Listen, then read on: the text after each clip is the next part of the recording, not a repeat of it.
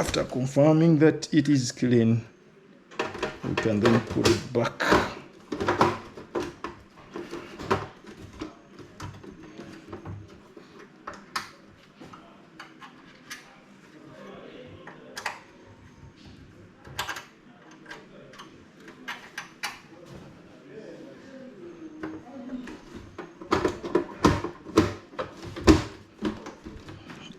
Back properly.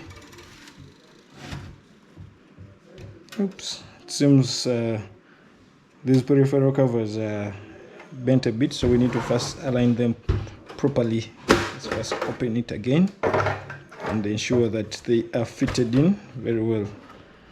Get this off, get this off. So these ones are a bit sagging. This one, they have this car lock. Once it's out, they won't lock very well, so let's ensure that it's fitted back well, just like that.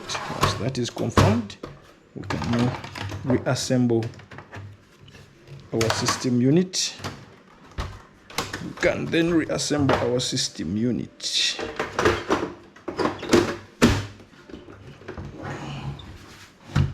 As you can see, they're now in proper alignment. So I'll get my Phillips screwdriver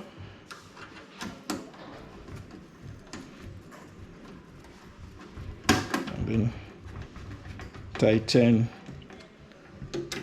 the screws, the 2 screws. Then I tighten the 2 screws.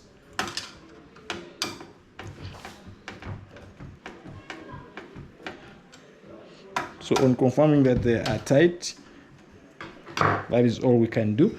So our next step is to just go and connect this to our connecting devices. That's to say the monitor which connects here, and then the USB ports, and then the Ethernet port, HDMI, and then the power cord, or rather the power port. And that's it. There, we are done. That's our next step. So thank you. Catch you soon.